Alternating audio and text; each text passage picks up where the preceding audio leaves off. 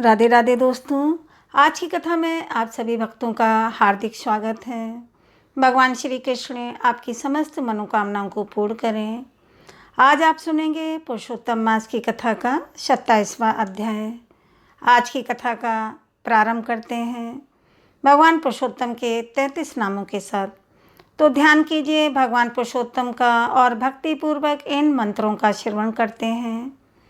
ओम विष्णु नमः, ओम विष्णु नमः, ओम महाविष्णु नमः, ओम हरि नमः, ओम कृष्ण नमः, ओम भदुच्छज नमः, ओम भदुच्छज नमः, ओम केशव नमः, ओम माधव नमः, ओम राम नमः, ओम अच्युतः नमः, ओम पुरुषोत्तम नमः, ओम गोविंद नमः, ओम वामनः नमः, ओम श्रीशः नमः, ओम श्रीकांत नमः, ओम नारायण नमः, ओम मधुरी पुहे नमः, ओम अनिरुद्ध नमः, ओम त्रिविक्रम नमः, ओम वासुदेव नमः, ओम जगतयोनिः नमः, ओम अनंत नमः,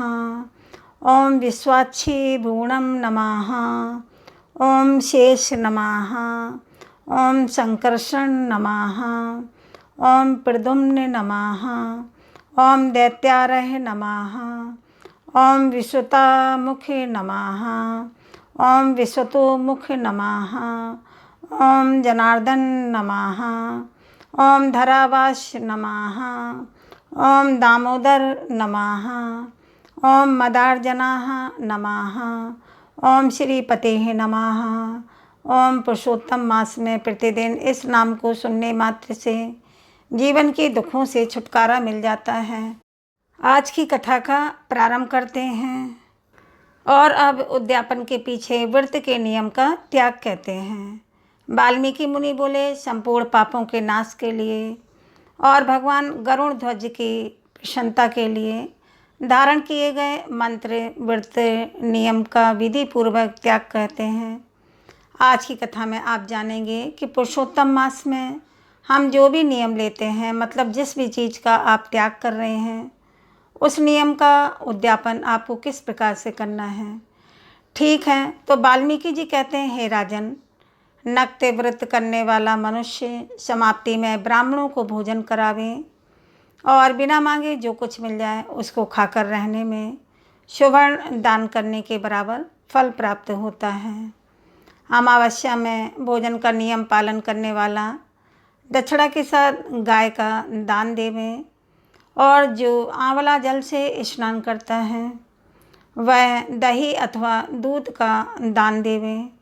राजन, फलों का नियम, हे राजन, फलों का नियम क्रिया है तो फलों का दान करें। तेल का नियम किया है तो अर्थात तेल छोड़ा है तो समाप्ति में घृत का दान करें और घृत का नियम किया है तो दूध का दान करें। हे राजन, धान्यों के नियम में गेहूँ और साली चावल का दान करें। हे राजन, यदि पृथ्वी में शयन का नियम किया है तो रुई भरे हुए गद्दे और चांदनी के सहित अपने को सुख देने वाली तकिया का दान करें और वह मनुष्य भगवान को प्रिय होता है जो पुरुषोत्तम मास में तकिया आदि रखकर सैया का दान करता है। जो मनुष्य पात्र में भोजन करता है वह ब्राह्मणों को भोजन करावें। घृत और चीनी का दान करें, घृत और चीनी का दान करें और मौन व्रत में सुवर्ण के सहित घंटा और तिलों का दान करें। सपतने के ब्राह्मण को घृत युक्त पदार्थ से भोजन करावें। हे राजन, नक तथा केशों को धारण करने वाला बुद्धिमान दर्पण का दान करें और अगर जूता का त्याग किया है तो जूते का दान करें। नमक का त्याग किया है तो अनेकों प्रकार के रसों का दान करें। दीपदान किया है तो पात्र सहित दीपक का दान करें। जो मनुष्य अधिक मास में भक्ति से नियमों का पालन करता है वह सर्वदा वैकुंठ में निवास करता है। तांबे के पात्र में घृत और स्वर्ण की बाती रखकर, तांबे के पात्र में घृत और स्वर्ण की बाती रखकर दीपक का दान करें। व्रत की पूर्ति के लिए, व्रत की पूर्ति के लिए पल मात्र का ही दान कर देवें। एकांत में वास करने वाला 8 घंटों का दान करें। वे घट स्वर्ण के हों या फिर मिट्टी के। अनेकों वस्त्र और स्वर्ण के टुकड़ों सहित देवें। एकांत में वास करने वाला 8 घटों का दान करें। वे घट स्वर्ण के हों या फिर मिट्टी के, उनको वस्त्र और स्वर्ण के टुकड़ों के सहित देवें। और मास के अंत में छाता जूता के साथ 30 मोदक का दान करें। 30 मोदक का दान करें और भात ढोने में समर्थ बैल का दान करें। इन वस्तुओं के ना मिलने पर अथवा जैसा कहा गया है वैसा करने में असमर्थ होने पर, हे राजन, संपूर्ण व्रतों की सिद्धि को देने वाला ब्राह्मणों का वचन कहा गया है। अर्थात ब्राह्मण से सुफल के मिलने पर व्रत पूर्ण हो जाता है। जो मलमास में एक अन्न का सेवन करता है वह चतुर्भुज होकर परम गति को पाता है। इस लोक में एकांत से बढ़कर दूसरा कुछ भी पवित्र नहीं है। एक अन्न के सेवन से मुनि लोग सिद्ध होकर परम मोक्ष को प्राप्त हो गए। अधिक मास में जो मनुष्य रात्रि में भोजन करता है वह राजा होता है, अर्थात दिन में फलाहार और रात्रि को भोजन करता है। एक समय भोजन करता है, मतलब एक समय भोजन का नियम लेता है और पूरे दिन फलाहार रहता है, और वह भी रात्रि में, तो वह मनुष्य संपूर्ण कामनाओं को प्राप्त करता है। इसमें जरा भी संदेह नहीं है। देवता लोग दिन के पूर्वाह्न में भोजन करते हैं और मुनि लोग मध्याह्न में भोजन करते हैं। अपराह्न में पितृग भोजन करते हैं। इसीलिए अपने लिए भोजन का जो समय है चतुर्थ पहर, अपने लिए जो भोजन का समय है चतुर्थ पहर कहा गया है। हे नरादीप, जो सब बेला को अतिक्रमण कर चतुर्थ पहर में भोजन करता है, हे जनादीप, उसके ब्रह्मा हत्या आदि पाप नष्ट हो जाते हैं या नाश हो जाते हैं। हे महीपाल, रात्रि में भोजन करने वाला समस्त पुण्य से अधिक पुण्य फल का भागी होता है, और वह मनुष्य प्रतिदिन अश्वमेघ यज्ञ करने का फल प्राप्त करता है। भगवान के प्रिय पुरुषोत्तम मास में उड़द का त्याग करें, और वह उड़द छोड़ने वाला समस्त पापों से मुक्त होकर विष्णु लोक को जाता है। जो पातकी ब्राह्मण होकर यंत्र में तिल पी लेता है, हे राजन, वह ब्राह्मण तिल की संख्या के अनुसार उतने वर्ष पर्यंत रो नरक में वास करता है और फिर चांडाल योनि में जाता है और कुष्ठ रोग से पीड़ित हो जाता है। कुष्ठ रोग से पीड़ित होता है जो मनुष्य शुक्ल और कृष्ण पक्ष की एकादशी तिथि में उपवास करता है, वह मनुष्य चतुर्भुज होकर गरुड़ पर बैकुंठ लोक को जाता है। गरुड़ पर बैठकर बैकुंठ लोक को जाता है और वह देवताओं से पूजित तथा अप्सराओं से सेवित होता है। एकादशी व्रत करने वाला दशमी और द्वादशी के दिन भी एक बार भोजन करें। जो मनुष्य एवं देव विष्णु भगवान के प्रत्यर्थ व्रत करता है वह मनुष्य स्वर्ग को जाता है। हे राजन, सर्वदा भक्ति से कुशा का मुद्रा धारण करें, कुश मुष्टि का त्याग न करें। जो मनुष्य कुशा से मल मूत्र कफ रुधिर को साफ करता है वह विष्ठा में कृमि योनि में जाकर वास करता है। कुशा अत्यंत पवित्र कहा गया है और बिना कुशा की क्रिया व्यर्थ कही गई है, क्योंकि कुशा के मूल में भगवान ब्रह्मा और मध्य भाग में जनार्दन भगवान वास करते हैं। कुशा के अग्रभाग में महादेव वास करते हैं। इसीलिए कुशा से मार्जन करें, शुद्ध जमीन से कुशा को ना उखाड़ें और कपिल गाय का दूध ना पीवें। हे भूपते, पलाश के पत्र में भोजन न करें, पेड़ावे मंत्र का उच्चारण न करें।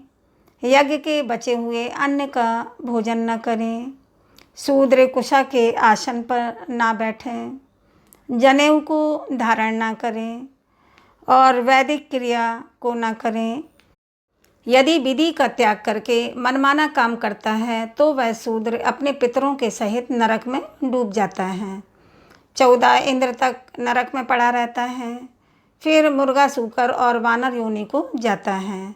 इसीलिए शूद्र हमेशा पिड़व का त्याग करें। हे भूमिद, शूद्र ब्राह्मणों के नमस्कार करने से नष्ट हो जाता है। हे महाराज, इतना करने से व्रत परिपूर्ण कहा गया है, अथवा ब्राह्मणों को दक्षिणा न देने से मनुष्य नरक के भागी होते हैं।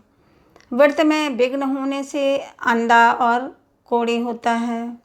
हे भूप, मनुष्यों में श्रेष्ठ मनुष्य पृथ्वी के देवता ब्राह्मणों के वचन से स्वर्ग को जाते हैं। हे भूप, इसीलिए कल्याण को चाहने वाला विद्वान मनुष्य उन ब्राह्मणों के वचनों को उल्लंघन न करें। यह मैंने उत्तम कल्याण को करने वाला, पापों का नाशक, उत्तम फल को देने वाला, माधव भगवान को प्रसन्न करने वाला और मन को प्रसन्न करने वाला धर्म का रहस्य कहा है। इसका नित्य पाठ करें। हे राजन, जो इसको हमेशा सुनता है अथवा पढ़ता है वह उत्तम लोक को जाता है, जहाँ पर योगेश्वर हरि भगवान निवास करते हैं। राधे राधे। आज की कथा का यहीं पर समापन करती हूँ। इसके आगे का वृत्तांत आप सुनेंगे कल की कथा में। एक समय की बात है, एक गांव में एक रमा नाम की स्त्री रहती थी। उसकी शादी के 5-6 वर्ष हो गए थे, लेकिन अभी तक उसकी कोई संतान नहीं थी। एक बार श्री राधा अष्टमी का उत्सव आया। गांव की औरतें बरसाना जा रही थीं। औरतों ने कहा, तुम भी बरसाना चलो, राधा रानी बड़ी दयालु हैं, तुम्हारी गोद जरूर भरेंगी। वह कभी 7-8 दिन अपने घर से बाहर नहीं रही थी। उसके पति और सास ने उसे जाने की आज्ञा दे दी। अब उसने मन में ठान लिया कि राधा रानी मेरी गोद जरूर भरेंगी। जिस दिन उसे जाना था उसी दिन उसके पैर में चोट लग गई। चला भी नहीं जा रहा था, फिर भी वह स्त्रियों के साथ यात्रा पर चली गई। यात्रा पर चल पड़ी। सारे रास्ते ट्रेन में राधा कृष्ण नाम का कीर्तन होता रहा। इस प्रकार सभी स्त्रियों के साथ वह बरसाना पहुंच गई। सभी नहा धोकर राधा जी के मंदिर में जाने के लिए तैयार हुए। राधा जी के महल में जब जाते हैं तो ऊपर बहुत सी सीढ़ियाँ चढ़नी पड़ती हैं। अब जैसे सीढ़ियाँ सब चढ़ने लगे तो उसने स्त्रियों से कहा, तुम आगे आगे चलो, मैं धीरे धीरे सीढ़ियों से आ रही हूँ। पैर में चोट लगने की वजह से चला भी नहीं जा रहा था। 2-4 सीढ़ियाँ चढ़ने के बाद उसका पैर मुड़ गया और वो नीचे गिरने लगी। तभी एक 7-8 साल की कन्या ने उसका हाथ पकड़ लिया। रमा बोली, बेटी, आज अगर तुम ना होती तो मैं नीचे गिर गई होती। वो कन्या बोली, मैया, ऐसे कैसे गिर जाने देती मैं तुम्हें। रमा ने पूछा, बेटी, तुम्हारा नाम क्या है। वो बोली, लाडो नाम है मेरा नाम लाडो है, मैं यहीं पास में रहती हूँ। वे दोनों सीढ़ियों पर ही बैठ गए। लाडो कहने लगी, मैया, मेरे लिए क्या लाई हो। अब रमा सोचने लगी, ना जाने ना कोई जान ना कोई पहचान, और लाडो ऐसे बातें कर रही हैं। फिर रमा ने कहा, लाडो, मैं कल तुम्हारे लिए लेकर आऊँगी ज़रूर। बताओ तुम्हें क्या पसंद है, तुम्हें क्या क्या पसंद है, बताओ ज़रा। लाडो बोलती है, मुझे नथनी, गले का हार, कान के कुंडल, चूड़ियाँ, मेहंदी, घाघरा चोली, यह सब चीज़ें बहुत पसंद हैं, कुछ भी ले आना। इतना कहकर वह बालिका भाग गई। जैसे तैसे रमा भी मंदिर में दर्शन करके लौट आई और आकर सोचने लगी उस बालिका के बारे में। इसके बाद वह बाजार गई और बाजार से उसने लाडो के लिए गले का हार और चूड़ियाँ खरीदी। अगले दिन वही जहाँ मिली थी पहले दिन, लाडो उसका इंतज़ार करते हुए मिली।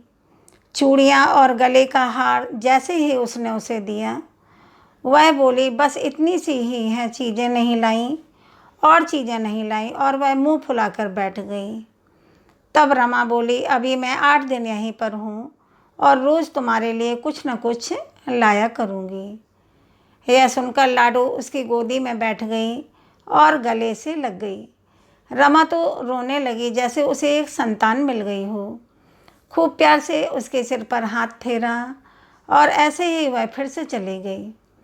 रमा ने मंदिर से आकर घाघरा चोली उसके लिए बनवाई और ऐसे ही रोज़ कुछ न कुछ उसे वह देती थी। एक दिन रमा कहती है, अब वह सारी चीज़ें मुझे पहनकर भी तो दिखा कि कैसी लगती हैं। लाडो बोली, कल राधा अष्टमी है, कल पहनूंगी।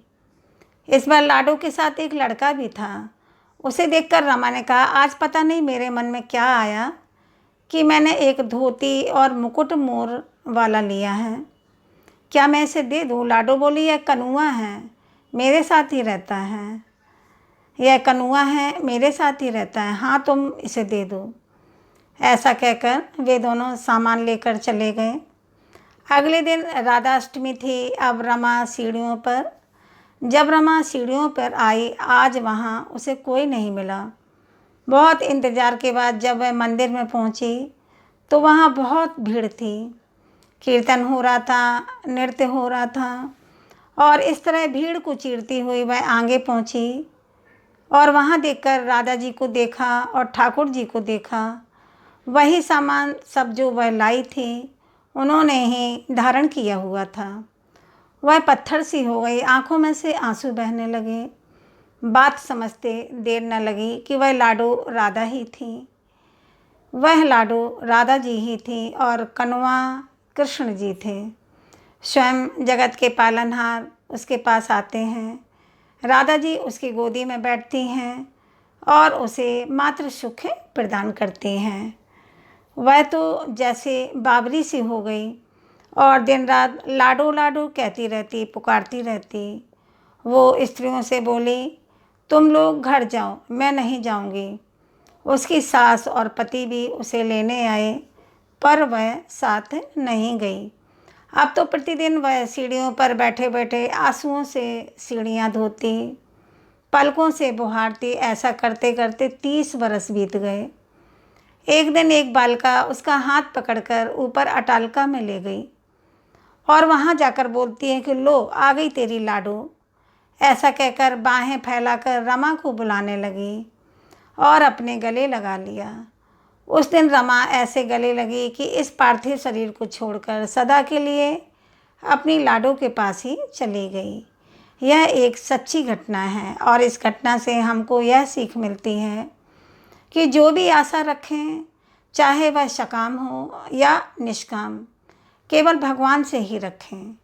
एक ना एक दिन अवश्य मिलते हैं। वह कहते हैं ना, आशा एक राम जी से, दूजी आशा छोड़ दीजिए। नाता एक राम जी से, दूजा नाता तोड़ दें।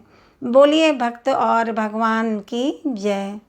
दोस्तों, मथुरा वृंदावन संतों की भक्ति की नगरी है और यहाँ पर भगवान श्री कृष्ण और श्रीमती राधा रानी साक्षात स्वरूप में वास करते हैं। समय समय पर अपने भक्तों को दर्शन देते हैं, अपने वहाँ होने का आभास कराते हैं और मथुरा वृंदावन में जितने भी लोग हैं संत के समान ही हैं। वैसे भी वहाँ पर संतों की संख्या आम नागरिकों से कहीं ज़्यादा है। या फिर आप यूँ भी कह सकते हैं कि जो लोग मथुरा में रहते हैं, वृंदावन में रहते हैं, वह आम हो ही नहीं सकते। वह सब संत ही होते हैं। कई जन्मों के पुण्य के प्रभाव से मथुरा वृंदावन के दर्शन होते हैं और जिनका वास हो जाए मथुरा वृंदावन में, फिर तो कहना ही क्या। तो वह कहीं से भी देश या दुनिया के किसी भी हिस्से से आया हो, उसे आम से खास बनते देर नहीं लगती है। क्योंकि कहा जाता है कि मथुरा वृंदावन में वास ही उनका होता है जो कि भगवान श्री कृष्ण और राधा रानी के परम प्रिय भक्त होते हैं। और भगवान श्री कृष्ण के ऐसे ही प्रिय भक्त थे। मथुरा के एक संत, उनके बहुत से शिष्य थे। उन्हीं में से एक सेठ थे जगत राम जी। अब जगत राम जी का नाम बहुत बड़ा था और उनका कारोबार भी बहुत लंबा चौड़ा था।